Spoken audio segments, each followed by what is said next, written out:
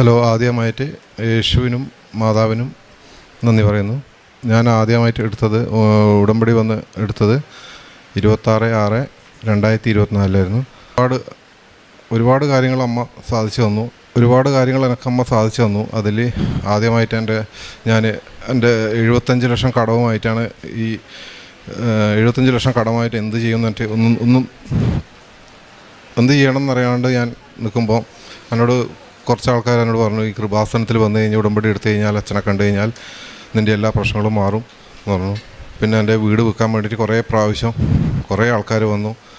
50 ലക്ഷം എല്ലാം പറഞ്ഞു. എന്നിട്ടും അത് വീട് എടുക്കുന്നില്ല. എന്തോ തടസ്സങ്ങളായി. എനിക്ക് കടവുള്ളതുകൊണ്ട് എങ്ങനെയെങ്കിലും അത് ജപ്തിൻ്റെ വക്കിലായിരുന്നു. കടവുള്ളതുകൊണ്ട് എങ്ങനെയെങ്കിലും അത് വിറ്റ് ഒഴിവാക്കി ഇതാക്കണമെന്ന് വെച്ചാൽ ഒന്നും നടക്കുന്നില്ല. ഞാൻ ഇവിടെ വന്നു. വൈഫ് ആദ്യം ഉടമ്പടി എടുത്ത് പോയി 3 മാസമാകുമ്പോൾ പുതുക്കാൻ വേണ്ടി വന്നു വരുമ്പോൾ ഞാനും ഉടമ്പടി എടുത്ത് ഞാനും ഇവിടുന്ന് എനക്കും ഉടമ്പടി എടുക്കണം തോന്നി. ഇത് ഒറ്റക്ക് പ്രാർത്ഥിക്കുമ്പോൾ ഞാൻ ഈ വിശ്വാസ പ്രമാണം ജപമാല ഇതെല്ലാം ചെല്ലാൻ എനക്കും തോന്നി. ഞാൻ എല്ലാം പഠിച്ചു, കാണാപ്പാടം പഠിച്ചു. പിന്നെ കഴിഞ്ഞ കൊല്ലം ജപമാല റാലിയിൽ ജപമാല റാലിയിൽ നമ്മളെല്ലാവരും പങ്കെടുത്തായിരുന്നു. ജപമാല റാലിയിൽ 20 കിലോമീറ്ററോളം നടന്നു. 20 കിലോമീറ്റർ ഉണ്ടോയെന്ന് അറിയില്ല. നടന്നു ഇതായി, ഞാൻ ഓപ്ഷനായി. ഞാൻ ആദ്യമായിട്ടാണ് ഇത്രയും കിലോമീറ്റർ ഒന്നിച്ച് നടക്കുന്നത്. അതിൻ്റെ ഇതിൽ ഞാൻ കൊന്തയും ചൊല്ലിക്കൊണ്ട് തന്നെയാണ് നടന്നു എല്ലാവരും ഒന്നിച്ച് പോയത്. ആർത്തുങ്കൽ പള്ളിയിലെത്തിയ അപ്പോഴത്തേക്ക് ഞാൻ ക്ഷീണിതനായി, മൊത്തം തളർന്നു പോയി. പിന്നെ എനിക്കൊരു തണുത്തൊരു കാറ്റ് പോലെ വന്ന് മൊത്തം ശരീരം മൊത്തം തണുത്തു. അതൊക്കെ എനിക്ക് തോന്നിയ അഭിഷേകം കിട്ടി, എനിക്ക് ബന്ധത്തിനുള്ള അഭിഷേകം കിട്ടി. പിന്നെ എനിക്ക് കൂടുതൽ വിശ്വാസമായി. യേശുവിനോടും മാതാവിനോടും ഭയങ്കര വിശ്വാസമായി. പിന്നെ എൻ്റെ മതങ്ങളിൽ എനിക്കൊരു ചെറിയൊരു കടയുണ്ടായിരുന്നു ബസ് സ്റ്റാൻഡിൽ, കണ്ണൂർ തന്നെ, പയ്യാവൂർ. ആ കടകളിൽ വരുന്നവർക്ക് ഞാൻ പത്രങ്ങൾ കൊടുക്കുമായിരുന്നു. പത്രം എന്ന് പറഞ്ഞാൽ എന്നെക്കൊണ്ട് കഴിയുന്നത്ര പത്രം ഞാൻ അവിടെ നിന്ന് വരുത്തിക്കുമായിരുന്നു. ഒരു 10,000-2000 പത്രങ്ങൾ ഞാൻ കൊടുത്തിട്ടുണ്ടാവും. പിന്നെ ഞാൻ പത്രം കൊടുക്കൽ മാത്രമല്ല, സുവിശേഷം പറഞ്ഞു, മാതാവിനെയും യേശുവിനെയും പറഞ്ഞു മനസ്സിലാക്കി അവരെ ഞാൻ ഒന്നിച്ച് കൂട്ടിക്കൊണ്ടിരും ഇങ്ങോട്ട്. ഇപ്പോൾ ഇന്നും ഞാൻ രണ്ടുപേരെ ഞാൻ കൂട്ടിക്കൊണ്ടുവന്നിട്ടുണ്ട്. എനിക്ക് ഇത് ഭയങ്കര സങ്കടം വരുന്നതുകൊണ്ട് ഇങ്ങനെ പറയുന്നേ ഉള്ളൂ. അപ്പോൾ എന്ത് പറയണമെന്ന് അറിയുന്നില്ല. പെട്ടെന്ന് ആദ്യമായിട്ടൊരു സ്റ്റേജിൽ കയറി ഇങ്ങനെ ഒരു സാക്ഷ്യം പറയുന്നതാണ്. കുറേ ആഗ്രഹിച്ചു, ഞാൻ കുറേ നേരമായി ഇവിടെ വെയിറ്റ് ചെയ്യുന്നു. ഇതൊന്നൊരു സാക്ഷ്യം, അച്ഛൻ്റെ മുമ്പ് നിനക്കൊരു സാക്ഷ്യം പറയണം, ലോകം മുഴുവൻ അറിയട്ടെ. എന്നെ ഈശോയും മാതാവും എന്നെ പിന്നെ വീടിൻ്റെ കാര്യം പറയാം. വീട് നമ്മളൊരു സുഹൃത്ത് തന്നെ ആ വീട് എടുത്തു. 50 ലക്ഷം പറഞ്ഞ വീട് 60 ലക്ഷത്തിന് തന്നെ അവനെടുത്തു. നമ്മളെ കടങ്ങൾ 75 ലക്ഷമായിരുന്നു. 60 ലക്ഷവും കടം തീർന്നു. ഇനി 15 ലക്ഷമേ ഉള്ളൂ. പിന്നത്തെ സാക്ഷ്യം എൻ്റെ വൈഫ് ഉടമ്പടി എടുത്ത് പുതുക്കാൻ മുതലേ ഞാനും ഉടമ്പടി എടുത്ത് അച്ഛനെ കണ്ടു. അച്ഛൻ എനിക്ക് കാശ് രൂപ എന്നിട്ട് പറഞ്ഞു, നീ കുഴിച്ചിട്ടാ ആ മണ്ണിൽ കുഴിച്ചിട്ടാൽ മതി, നിൻ്റെ വീടെല്ലാം കച്ചവടമാവും. എന്നിട്ട് ഉപ്പ് തെളിച്ചു, 4 മൂലക്കും വീടിൻ്റെ 4 സൈഡിൽ ഉപ്പും തെളിച്ചു. പ്രാർത്ഥന മുടങ്ങാതെ ഉണ്ട്. അരമണിക്കൂർ ബൈബിൾ വായിക്കും. കടകളിൽ ഇരുന്നിട്ട് കംപ്ലീറ്റ് സമയം കിട്ടുമ്പോൾ എല്ലാം ജപമാല ചെല്ലും. എല്ലാം കംപ്ലീറ്റ് കാണാപ്പാടം എനിക്കറിയായിരുന്നു.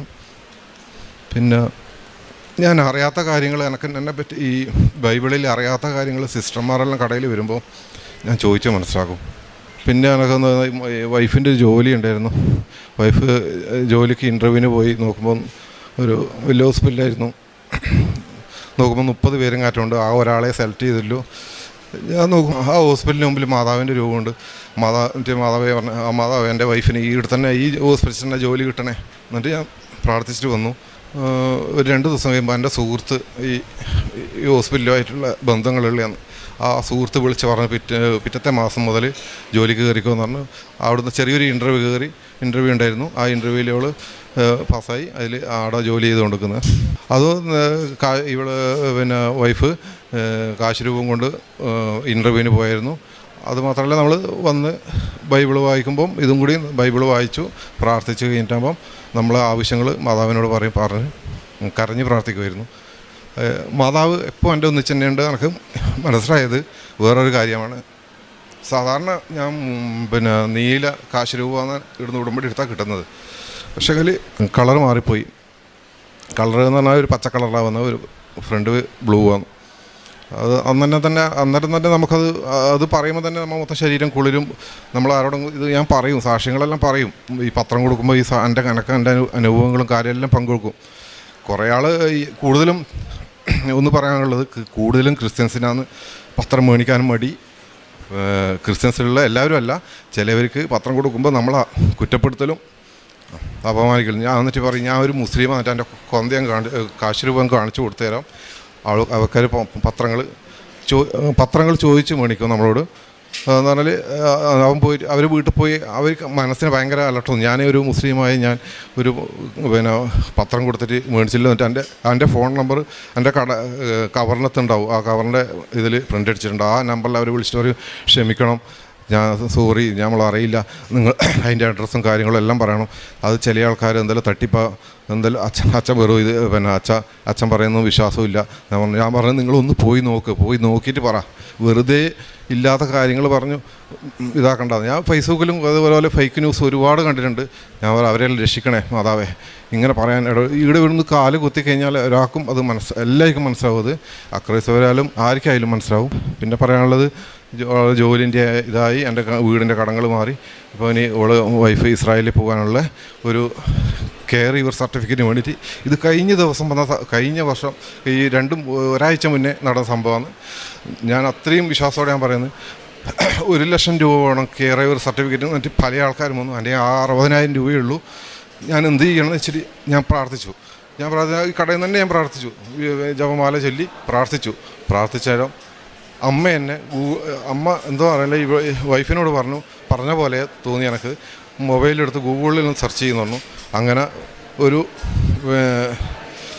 ഒരു അനാഥ മന്ദിരത്തിൻ്റെ ഈ നമ്പർ കിട്ടി. അത് പേര് പറയുന്നില്ല. നമ്പർ കിട്ടി നമ്മൾ വിളിച്ചു. ആ സിസ്റ്ററെ വിളിച്ചേരാൻ പറഞ്ഞു, 6 മാസം കഴിയാണ്ട് കിട്ടൂല, ആ പേപ്പർ തരാൻ, കെയർ റിവർ സർട്ടിഫിക്കറ്റ് തരാൻ പറ്റൂല എന്ന് പറഞ്ഞു. ഞാൻ പറഞ്ഞു, സിസ്റ്ററെ നമുക്ക് വേണ്ടി ഒന്ന് പ്രാർത്ഥിക്കുമോ? ഞാനിങ്ങനെ എൻ്റെ അവസ്ഥകളെല്ലാം പറഞ്ഞു, ഞാൻ മുസ്ലിമാണെന്ന് ഇങ്ങനെ എൻ്റെ കാര്യങ്ങളെല്ലാം പറഞ്ഞു സിസ്റ്ററോട്. കുറച്ച് കഴിയുമ്പോൾ ഞാൻ സിസ്റ്ററോട് പറഞ്ഞു, സിസ്റ്ററെ ഞാൻ ഒന്നുകൂടിയും വിളിച്ചു, ഒരു 2 മണിക്കൂർ കഴിഞ്ഞിട്ട് ഒന്നുകൂടിയും വിളിച്ചു, സിസ്റ്ററെ സിസ്റ്റർ ഒന്ന് കാണണം എന്ന് പറഞ്ഞു. എന്നാൽ സിസ്റ്റർ ഒന്ന് കണ്ടോന്ന് പറഞ്ഞു. ഞാൻ ഇവരെയും കൂട്ടി വൈഫിനെയും കൂട്ടി അവിടെ പോയാലും സിസ്റ്റർ ആദ്യം പറഞ്ഞു, 2 മാസം കഴിയാണ്ടൊന്നും കിട്ടൂല കേട്ടോ എന്ന് പറഞ്ഞു. ലാസ്റ്റ് എൻ്റെ അവസ്ഥയും ഞാൻ പറഞ്ഞു, ഞാൻ ആദ്യം പറയുന്നത് സാക്ഷ്യങ്ങളായിരിക്കും ആര് പറഞ്ഞു കഴിഞ്ഞാലും. എൻ്റെ അനുഭവങ്ങൾ ആദ്യം പറയും. ആ സിസ്റ്ററോട് ഞാൻ പറഞ്ഞു, എൻ്റെ കാശ് രൂപ കണ്ട സിസ്റ്റർ എന്ന്. സിസ്റ്റർക്ക് ഭയങ്കര വിഷമമായി. സിസ്റ്റർ പറഞ്ഞു, പേടിക്കണ്ട, നിങ്ങൾക്ക് കുറച്ച് ദിവസം അവിടെ വന്നിട്ട് രോഗികളെ നോക്കണം എന്ന് പറഞ്ഞു. ആയിക്കോട്ടെ, നമുക്ക് സന്തോഷമേ ഉള്ളൂ എന്ന് പറഞ്ഞു. എന്നിട്ട് രോഗികളെ കുറേ ദിവസം നോക്കി, എന്നിട്ട് ഒരാഴ്ച കൊണ്ട് തന്നെ സർട്ടിഫിക്കറ്റ് കൊടുത്തു. എന്നിട്ട് ഞാൻ പറഞ്ഞു, സിസ്റ്റർ എനിക്ക് വെറും കൈയോടെ ഇടുന്ന് ഞാൻ മടങ്ങൂല, ഒരു നേരത്തെ ഭക്ഷണം അവിടെ എല്ലാവർക്കും എൻ്റെ കൈ കൊണ്ട് വിളമ്പി കൊടുക്കണം എന്ന് പറഞ്ഞിട്ട് ഞാൻ ഭക്ഷണം ഉണ്ടാക്കി. അവിടുത്തെ 50ഓളം രോഗികളുണ്ടായിരുന്നു. 50ഓളം രോഗികൾക്ക് എൻ്റെ കൈ കൊണ്ട് ഭക്ഷണം വിളമ്പി കൊടുത്തു. സിസ്റ്റർക്ക് എല്ലാവർക്കും സന്തോഷമായി. രോഗികളൊന്നിച്ച് ഫോട്ടോയിലെടുത്തു.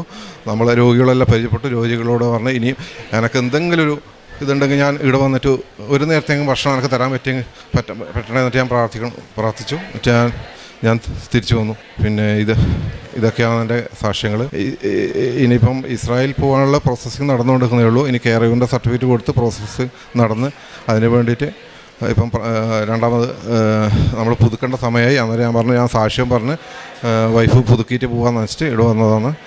പിന്നെ എനിക്കൊന്ന് പറയാനുള്ള, ഇവിടുത്തെ അച്ഛൻ്റെ കുടുംബടി ധ്യാനം കണ്ടിന്യൂ ആയിട്ട് ഞങ്ങൾക്ക് കൂടും. യൂട്യൂബിലെടുത്ത് നോക്കിക്കഴിഞ്ഞാൽ അറിയാം, ഞാൻ ഷെയർ ചെയ്യും, എല്ലാം ഞാൻ ഷെയർ ചെയ്യും.